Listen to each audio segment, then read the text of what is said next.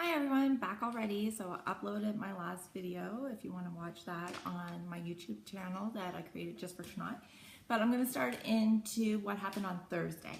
So on Thursday we had a boot camp for anybody who is non-licensed as well as one that was separated for licensed agents. I want to share with you how important it is that we need to start today. So honestly, after I do all this for you guys, I will be getting my training for my licensing because it's a huge game changer.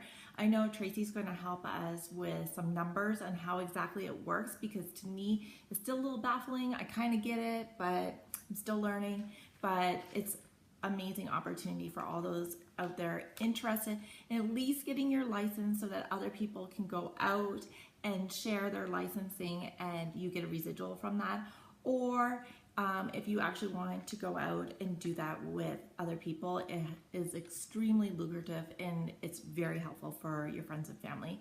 So I'm just going to share a little bit. I do have my notes, so I will be reading off of them so that I'm being very accurate, so it might be a little dry. Sorry about that. So as a non-licensed agent, we are not licensed yet. We are coming on to it. We cannot talk about the products. We can't. We're not licensed. We can't talk about them. It's as simple as that. You must make it very clear so that there's absolutely no deception that we are not licensed. So if you are licensed, that's a completely different story. This is for anybody who has not got their license yet. Make sure you are very clear talking to people that you are not a licensed agent. You must be a licensed agent to do a CNA on anybody. So make sure that you are absolutely not doing that.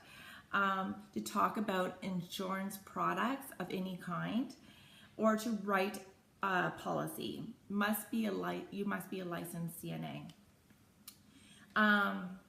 Oh, okay, this is very important. So once we get our licensing, I know it's really exciting and we're thinking, why wouldn't I want to make residual income off of my own license?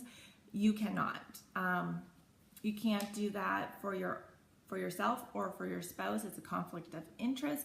So you do have to find somebody else that will do your licensing, which is pretty easy. You have somebody in your downline write your policy and then those residuals go up. So that is a very easy thing to get around for sure and still have a great income from that. And remember, we're helping ourselves as well. But for legal purposes, we cannot do ourselves and we cannot do a spouse.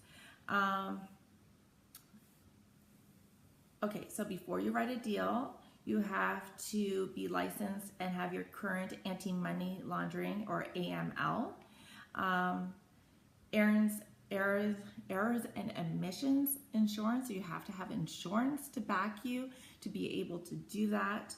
And you are not able to hold applications.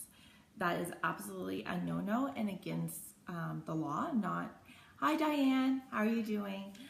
So make sure that you are not holding any applications that you are writing. You cannot delay funds. And you cannot offer promotions. That is not our job at all. No promotions. Forgery.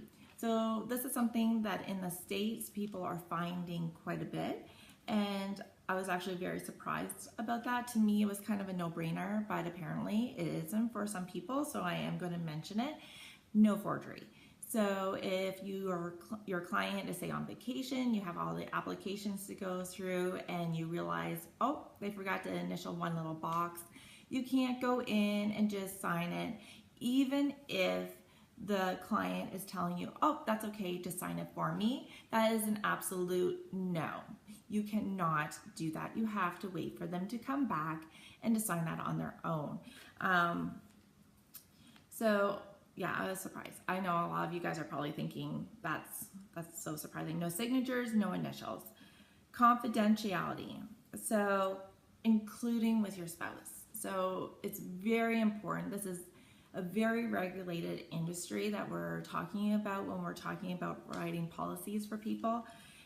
It's just like your lawyer or your doctor. You absolutely in no way, shape, or form can go and do a CNA with somebody and come home and start talking to your spouse, to your children, to your friends, anybody about what you talked about with your client, no matter what it is.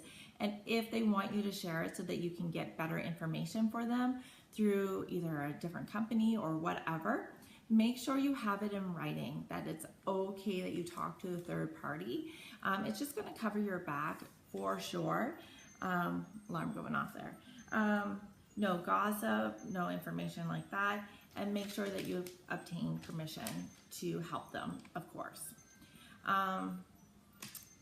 It is your responsibility for client follow-ups, for medicals, for the paperwork. That's your responsibility as an agent. Zero tolerance policy. So because this is a very regulated professional industry, Trinod has no choice but to be extremely vigilant about it and really hold their policies in place. So there's zero tolerance for any of these things. Forgery, good thing to have zero tolerance on. We don't want people out there forging other people's names. Zero rebating, so you can't promise somebody, oh, if you get a policy with me, I'll rebate you whatever amount. That is not okay in any way. Stealing or using client information. Many of us are with different companies other than just Trinod. Trinod is a great sister company to be in business with. So there's a lot of entrepreneurs out there, people who could very well use other people's information. This is not okay in any way, shape, or form.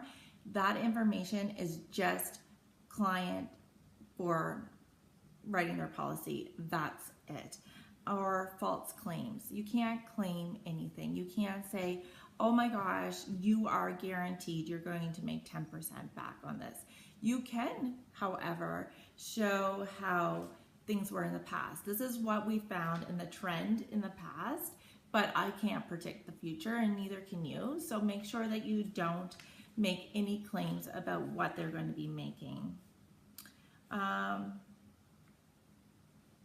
Okay, this is something that I learned while I was there, and I'm not sure if all of you guys already know it and I was just somebody who didn't, but do you know how much you should have put away in your life so that everybody's protected? You should have 10 to 20 times minimum of your net income is what you should have in life insurance. 10 to 20%. I didn't realize it was that hard. So that's something that I learned. And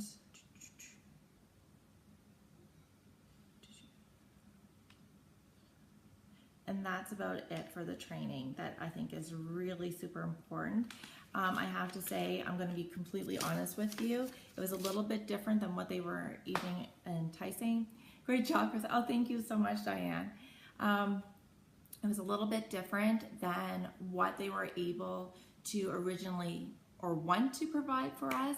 There's some regulations in the state, so if you're not a licensed agent, you're not privy to all the information and they can't train you on that unless you're already in a training. So if I had paid to be going through the training, they could have talked about it a little bit more, but since the majority of the people in the non-licensed training had not even signed up for the life license yet, that there was very little information that they could actually share with us other than the very basics. So hopefully this gives you a little bit of information on how we can move forward, how we can talk to our customers and clients. And anyways, I'll be talking a little bit more about compliance next. Will be the next little thing that we're going to be doing. So anyways, talk to you really soon. Have a fabulous rest of your day, and I can't wait to share even more with you.